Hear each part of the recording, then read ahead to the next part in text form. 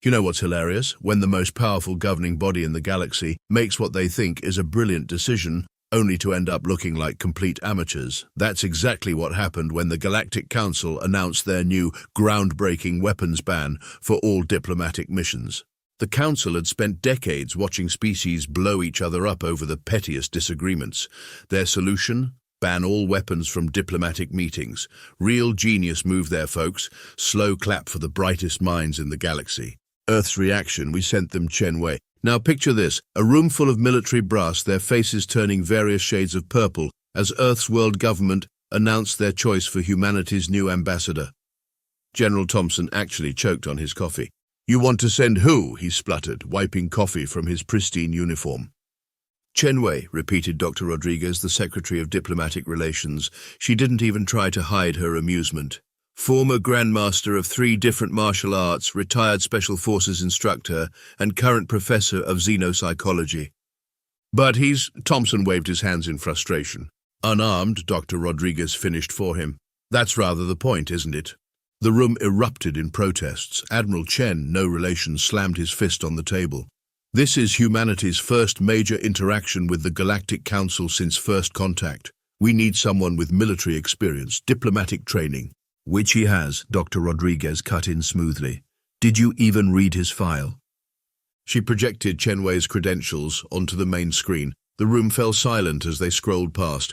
20 years in Special Forces, 15 years teaching advanced combat techniques, a PhD in xenopsychology, fluency in 7 Earth languages, and preliminary certification in 3 alien tongues. But it was the video footage that really shut them up. The screen showed Chen Wei in what appeared to be a standard training room. 6 armed attackers surrounded him.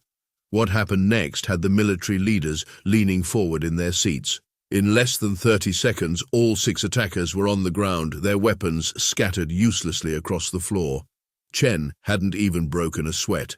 "That footage is from his retirement demonstration," Dr. Rodriguez explained. "He was 60 years old in that video. He's 65 now, and according to his latest physical, even better." Admiral Chen cleared his throat. "And you think sending an elderly martial arts expert to represent humanity is a good idea because—" Dr. Rodriguez's smile could have cut diamonds. "Because, Admiral, the Galactic Council banned weapons. They didn't ban hands." General Thompson's face had finally returned to its normal color. "This is either the most brilliant or the most insane decision in human diplomatic history." "Why not both?" Dr. Rodriguez shrugged. "Besides, Chen Wei has one qualification none of you have mentioned yet." "And what's that?" someone asked. "He's the only one who volunteered for the position. Said something about teaching the galaxy that humanity doesn't need weapons to be dangerous." She paused for effect. "He also said it might be fun." The room was quiet for a moment before General Thompson burst out laughing. "Fun? Oh, this I have to see. When do we tell him he's got the job?" "We don't," Dr. Rodriguez replied. "He's already accepted and is halfway to the Galactic Council station. Should be arriving in about 3 days." The military leaders exchanged glances. Finally, Admiral Chen spoke what they were all thinking. "Those poor aliens won't know what hit them." "That's rather the point," Dr. Rodriguez said, gathering her materials. "And gentlemen, that's exactly why we picked him." As she left the room, she could hear them already placing bets on how long it would take before Chen Wei caused an interstellar incident. Little did they know, causing an incident was exactly what Earth was counting on. Sometimes the best way to earn respect isn't through the weapons you carry, but through the weapons you are. The Galactic Council station looked like what would happen if a disco ball had a baby with a giant space octopus. Chen Wei stood at the docking port, admiring the way the crystalline structures caught the light of the nearby star system, creating rainbow patterns across the hull. "Ambassador Chen Wei of Earth," the voice belonged to a tall, blue-skinned being with 4 arms and what appeared to be gills. "I am Administrative Assistant Zixta. Please submit to weapons scanning." Chen spread his arms wide, grinning. "Scan away, though I should warn you, you won't find anything." Zixta ran the scanner 3 times, each pass more aggressive than the last. The alien's gills fluttered in confusion. "This cannot be correct. Where are your defensive implements?" "Don't have any, don't need any." The look of utter bafflement on Zixter's face was worth the 30-hour space flight alone. The main chamber of the Galactic Council was a circus of alien diplomacy. Representatives from 27 species filled the room, each accompanied by their peacekeepers, heavily armed guards trying very hard to look non-threatening and failing miserably. "The human ambassador," Zixter announced, leading Chen to his designated spot. The Vracnid ambassador, a being that looked like a praying mantis crossed with a tank, clicked its mandibles. "Where are your peacekeepers, human?" "Don't have those either," Chen replied cheerfully. "Just me." The chamber erupted in what Chen assumed was laughter, though some species expressed it through color changes and others through pheromone releases that made his nose itch. "Surely this is a joke," rumbled Ambassador Keith X of the Draknor Confederation. The massive reptilian shifted his weight, causing his ceremonial armor to clank. "No species would send an unprotected ambassador." Chen shrugged. "We figured since weapons weren't allowed, there was no point in sending guards who couldn't use them." "But what about personal defense?" A floating orb that identified itself as the Quantum Collective's representative pulsed with concerned frequencies. "The ban only applies to lethal weapons.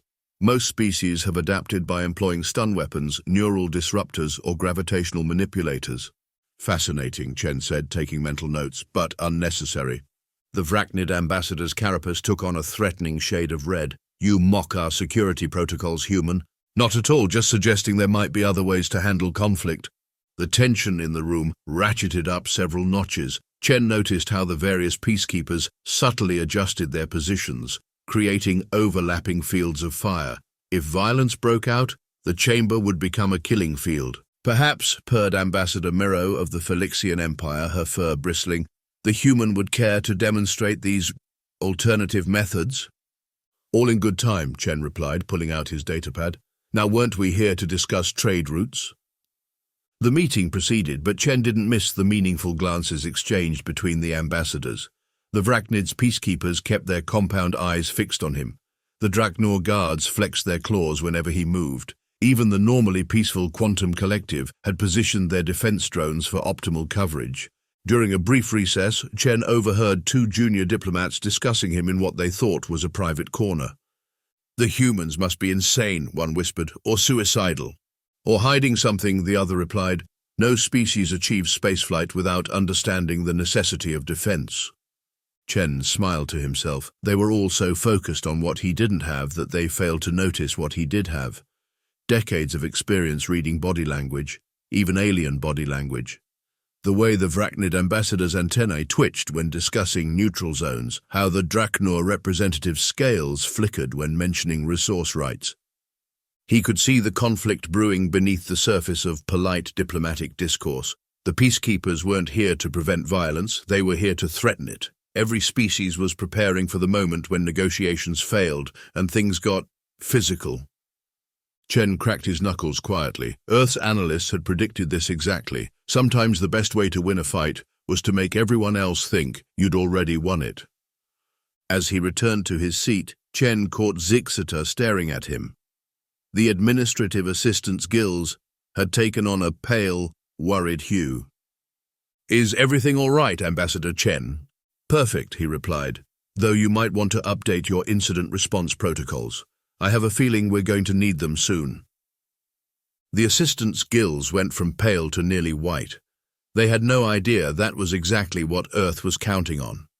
3 days into negotiations, the Galactic Council chamber had all the warmth of a supernova and twice the explosive potential.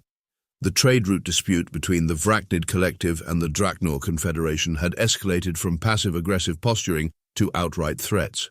"Your species blocks access to the Carina Spiral," Ambassador Keith thundered, his scales now a dangerous shade of crimson. 11 worlds suffer resource shortages, while your ships demand excessive toll fees."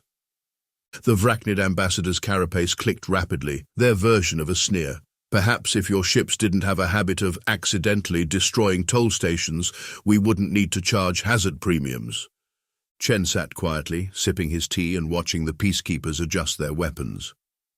The Draknor guards had moved to form a wall behind their ambassador, while the Vracnid security detail had spread out in a classic ambush formation. Fascinating diplomatic strategy, he remarked to no one in particular. Though I'm curious, does everyone really need quite so many neural disruptors pointed at each other? The chamber went quiet. Every head, appendage, and sensory organ turned toward him. You dare mock our security measures again? The Vracnid ambassador's mandibles clacked menacingly. What would a defenseless species know about maintaining peace through strength? Chen set down his tea with exaggerated care. Oh, I don't know. We managed to survive our own nuclear age without wiping ourselves out. How many of your species can say the same? The silence that followed was deafening. Several ambassadors quickly accessed their datapads, presumably confirming Earth's history. Impossible, the Drachnor ambassador growled. No species survives nuclear weaponry without developing superior defensive capabilities. Maybe, Chen suggested, standing slowly, you're all a bit too focused on the superior part and not enough on the capabilities part. The Vracnid ambassador chittered what universal translators rendered as a laugh. Big words from a species that sends an elderly, unarmed diplomat to the galaxy's most dangerous political arena. Would you prefer I brought weapons I'm not allowed to use? Chen stretched casually, noting how every peacekeeper tensed. Besides, who says I'm unarmed? That caused a stir. Scanning devices activated across the chamber. The Quantum Collective's drones began emitting warning pulses. You dare bring hidden weapons to this council? The Drachnor ambassador's tail lashed angrily. Not at all. I simply recognize that anything can be a weapon in the right hands. Chen picked up his teacup. This cup, for instance. Thrown correctly, it could incapacitate 3 of your guards before they could raise their neural disruptors. The chair I'm standing next to could disable 4 more. And don't get me started on what I could do with that decorative banner. You threaten us? The Vracnid's color shifted to battle red. Not at all. Just making an observation about possibilities, like the possibility that your guards are standing exactly where I'd want them if I were planning to take control of this chamber. Chen smiled pleasantly. Hypothetically speaking, of course. The chamber erupted in outraged shouts and threats. Peacekeepers raised weapons. Warning systems blared. Enough! The Vracnid ambassador slammed all 4 arms down. You speak of capabilities. Prove them. I challenge you to combat. Ambassador, Zixta interrupted nervously. The Council's laws regarding diplomatic challenges clearly state, accept the modified combat protocols, Chen said calmly. All challenges must be non-lethal anyway, correct? Well, yes, but then I accept. Chen rolled his shoulders. Standard rules, first to yield loses. The Vracnid ambassador's mandibles worked furiously. You would face me without weapons, without armor, without even a neural disruptor. Unless you're afraid to face an elderly, unarmed human. Chen's grin was positively predatory. I promise to go easy on you. That did it. The Vracnid's carapace flushed deep crimson. Combat chamber, 1 hour. I will show you the meaning of superior capabilities. As the chamber cleared out, Zixita approached Chen anxiously. Ambassador, the Vracnid are renowned warriors. Their exoskeletons can withstand direct energy weapons. Their reflexes are exactly 0.3 seconds slower than a human's, Chen finished, and their backward leg joints make them vulnerable to lateral pressure. He winked at the stunned assistant. Did you think I spent the last 3 days just drinking tea? But their peacekeepers are positioned exactly where anyone with basic combat training would put them, which tells me everything I need to know about their tactical thinking. Chen headed for the door, then paused. Oh, and Zixta, you might want to prepare that incident report now. Save time later. The administrative assistant's gills went completely white. What makes you think there will be an incident?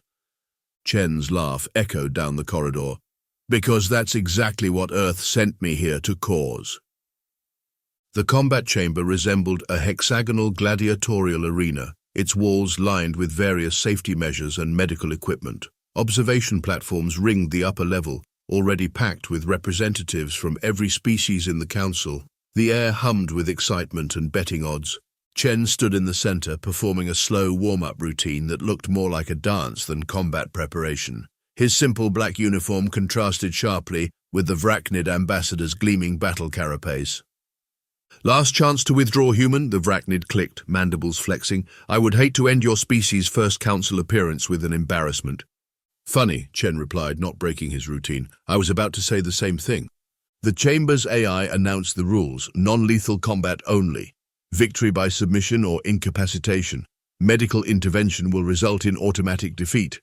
Begin! The Vrachnid launched forward with shocking speed, 4 arms extended in perfect striking formation. Chen simply wasn't there anymore. He'd shifted exactly 3 inches to the left, causing his opponent to miss entirely. Interesting, Chen commented. Your species telegraphs attacks through antennae movement. Did you know that? The Vrachnid spun, launching a flurry of strikes that would have overwhelmed any normal opponent. Chen moved through them like water through rocks, each dodge requiring minimal movement. You're also favoring your upper right arm, old injury, or just poor maintenance of the exoskeleton joint? The ambassador's next attack was faster but sloppier. Chen finally moved to counter, his hand snaking between the Vrachnid's guards to tap a precise point on its carapace. The ambassador's upper right arm went completely limp. The observation deck erupted in shocked whispers. Pressure points work on exoskeletons too, Chen explained cheerfully, though I admit it took some study to find them. He danced back from another attack. Would you like me to demonstrate the other 5? The Vrachnid's fighting style became increasingly desperate. Chen continued his lesson, punctuating each dodge with commentary. Your species evolved for frontal assault, great for battlefield combat, terrible for close quarters. He slipped past another strike. And your backward jointed legs, perfect for sprinting, but they limit your pivoting radius to about 30 degrees. Another tap, another limb went limp. Stop talking, the Vrachnid's translator barely kept up with its furious clicks. But this is a diplomatic exchange, Chen replied, disabling a third arm. I'm simply sharing cultural observations. The fight ended with the Vrachnid ambassador flat on its back, all 4 arms limp, while Chen hadn't even broken a sweat. I yield, the ambassador clicked quietly. Chen helped his opponent up. Excellent match. Your opening sequence was particularly impressive. Before the Chamber AI could declare victory, a roar shook the arena. The Drachnor ambassador had entered the combat zone. The challenge is open to all, yes? Ambassador Kleck's scales rippled with battle rage. Then I claim right of combat. Chen looked at the ceiling. Is this allowed? Multiple challenges are permitted if all parties agree, the AI confirmed. Wonderful, Chen resumed his warm-up position. Though I should warn you, I've spent the last 3 days studying your species too. What followed was a masterclass in tactical dismantling. The Drachnor's superior strength meant nothing when Chen used it against them. Every lunge was turned into a throw. Every tail swipe became an opportunity for a joint lock. Your species has 7 different attack patterns, Chen narrated as he fought, all based on forward momentum. Did no one ever think to try going backward? The Drachnor ambassador found himself hitting the floor repeatedly, each time with less dignity than the last. I yield, he gasped after the 6th throw. Chen helped him up too. Your species actually has the most efficient energy usage I've seen. Fascinating muscle structure. The chamber erupted in chaos. 3 more ambassadors entered the combat zone, including the supposedly peaceful Quantum Collective. Oh, now this is interesting, Chen said, facing the trio. A pack-hunting approach. Very traditional. What followed would be discussed in military academies across the galaxy for decades. Chen turned the 3-on-1 disadvantage into a clinic on spatial awareness and tactical manipulation. He kept the ambassadors in each other's way, using their own attacks against their allies. The Quantum Collective's representative discovered their energy fields were useless against someone who could dodge faster than they could adjust. The Felixian ambassador learned that superior reflexes meant little against prepared counters. The third challenger, some species with too many tentacles to count, found out that having multiple limbs just meant more ways to get tied into knots.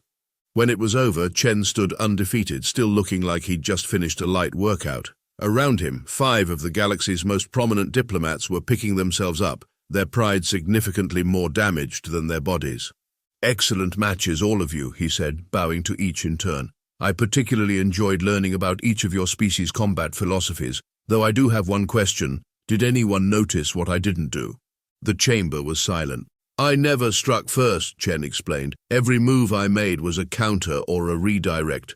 In fact, I never actually attacked any of you. I simply helped you deal with the energy you were already using. He stretched, joints popping. It's an old human philosophy. The best way to win a fight is to let your opponent defeat themselves. Works in combat, works in diplomacy. He smiled at the assembled ambassadors. Speaking of which, shall we return to those trade route negotiations? I have some thoughts about redirecting energy there too. The observers watched in stunned silence as Chen walked out, pausing only to thank the medical teams for standing by. Zixita, who had been frantically taking notes, finally found their voice. Ambassador Chen, was this your plan all along? Plan? Chen looked genuinely surprised. No, my plan was much simpler. Show up, let everyone underestimate me, then demonstrate why that was a mistake. He patted the assistant's shoulder. This was just a bonus lesson in human diplomacy. And what lesson is that? Chen's grin was positively mischievous, that sometimes the best weapon isn't a weapon at all.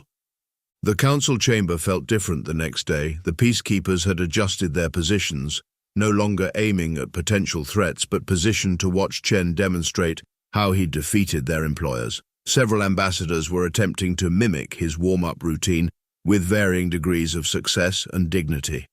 Ambassador Chen, the Vracnid representative's mandibles clicked respectfully. Our military analysts have reviewed yesterday's footage. They have questions.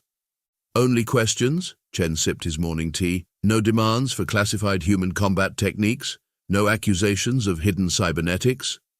We scanned you 17 times, the Quantum Collective pulsed. Your biology is completely unmodified, which makes your capabilities even more perplexing.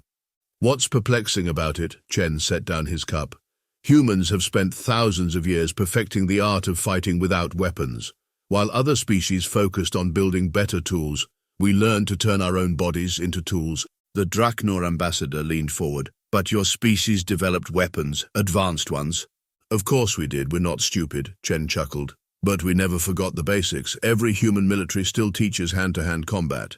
Every police force practices takedown techniques. We consider it fundamental. But why? The Felixian ambassador's tail swished in confusion. Once you have superior weapons, why maintain primitive combat methods?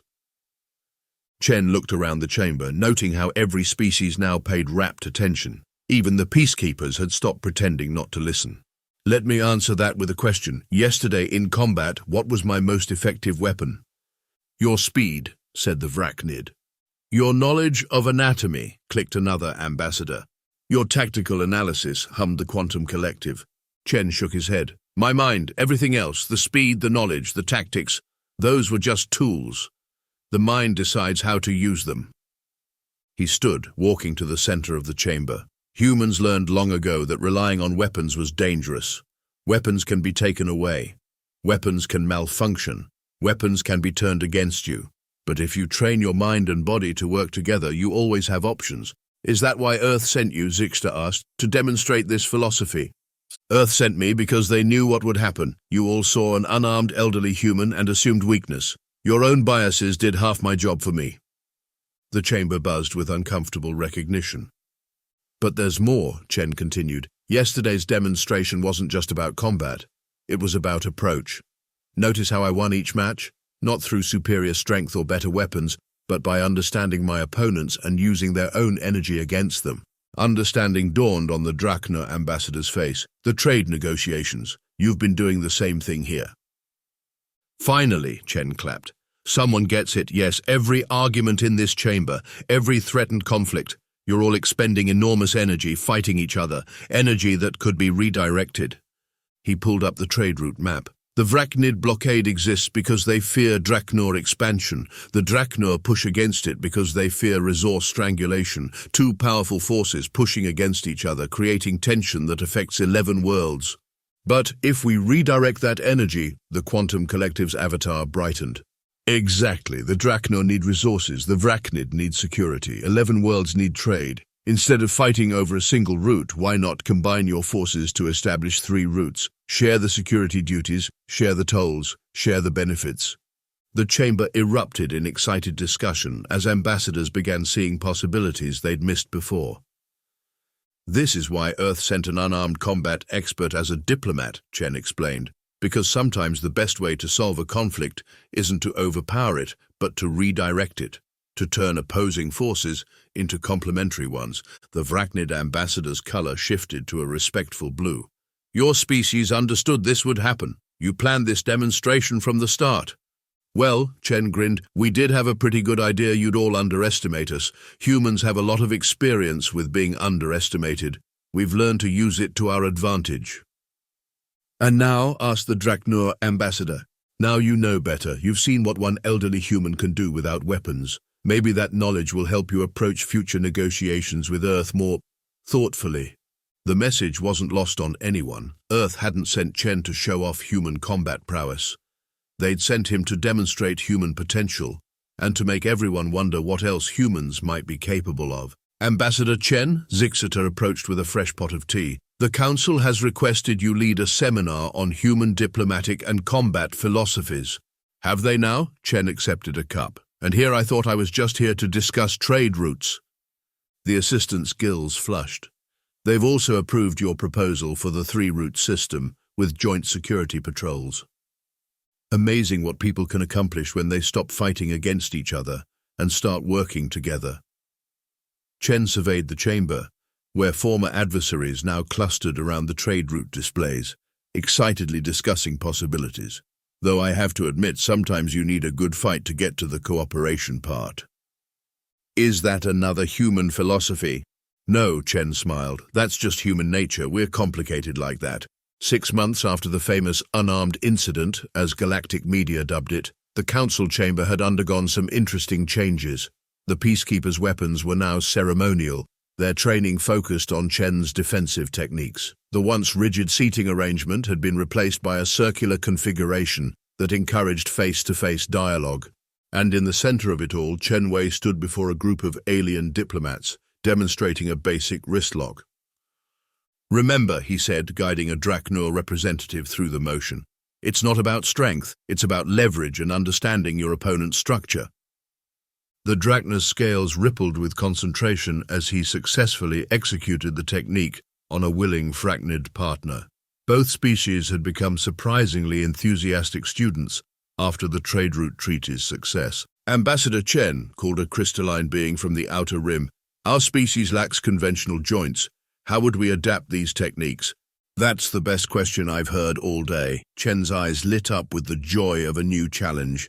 Let's explore your natural movement patterns and find out. The training session was interrupted by Zixter, now promoted to Chief Administrative Officer. Ambassador, the Treaty of Mutual Understanding is ready for final review. Chen nodded to his students. Practice those forms. Remember, mindful movement builds muscle memory. The treaty document was a masterpiece of diplomatic innovation. What had started as a simple trade route agreement had evolved into a comprehensive framework for interspecies cooperation. Combat training exchanges, cultural education programs, joint security initiatives, all built on the principle of turning potential conflicts into opportunities for collaboration. Quite a change from 6 months ago, Chen remarked, reviewing the final draft. Remember when everyone thought humans were defenseless? Zixiter's gills flushed with embarrassment. The Council has formally requested Earth to send more instructors. They're particularly interested in something called Aikido. The art of harmony, Chen explained, using an opponent's energy to restore balance. Rather fitting, don't you think? A commotion at the chamber entrance drew their attention. A group of newly arrived ambassadors from non-council species were being escorted in, their eyes wide as they watched the training session. Are those diplomats wrestling? One asked in disbelief. Cultural exchange, Chen called out cheerfully. Care to join? We're exploring non-violent conflict resolution through physical understanding. The newcomers watched as a quantum collective representative successfully redirected a Felixian charge using minimal energy manipulation. This is how humans negotiate? Another new ambassador asked. Sometimes, Chen replied, we find that learning to handle physical conflict helps understand diplomatic conflict.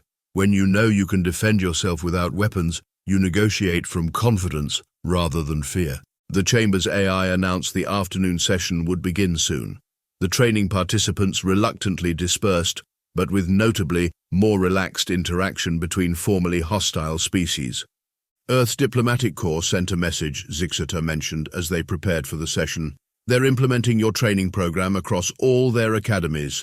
Something about the Chen Way Method. Chen nearly choked on his tea. Please tell me they didn't name it that. They did. The Galactic Council is also establishing a permanent position for a human combat philosophy instructor. Zixta's gills turned a smug shade of purple. Care to guess who they want for the job? Trying to keep me away from retirement again? Chen sighed, but his eyes twinkled. Well, I suppose someone needs to make sure they don't just turn this into another form of weapons training. As the afternoon session began, Chen observed the chamber with satisfaction. Species that once threatened war now discussed joint ventures. Former enemies shared jokes about their training mishaps. The pervading atmosphere of tension had been replaced by one of cautious optimism. A message flashed on his pad, the Earth Diplomatic Corps requesting his input on selecting the next batch of unarmed ambassadors. They'd finally understood that true strength didn't come from superior weapons or bigger guards, but from the confidence to face challenges without them. Ambassador, a young Draknor diplomat, approached. We were discussing human history. Is it true your species once fought wars with sharpened metals? We did, Chen said, and then we learned better ways to fight. Then we learned ways not to fight at all. Though sometimes, he grinned, we still need to demonstrate the fighting part to get to the not fighting part. And that's why Earth sent you, to teach us this progression? Earth sent me because they knew the galaxy needed to understand something important about humans. Chen stood, addressing not just the young diplomat but the entire chamber. We're not dangerous because we have powerful weapons. We're dangerous because we don't need them. The words rippled through the chamber, carrying the weight of both promise and warning. The galaxy had expected humans to be another species defined by their weapons. Instead, they discovered a species defined by their potential, a species that had learned to turn conflict itself into a path to peace. Now then, Chen clapped his hands, who's ready for the advanced class? The enthusiastic response proved that sometimes the best way to change the galaxy wasn't through force of arms, but through force of example. And humans, as it turned out, were very good at setting examples, particularly when no one saw them coming.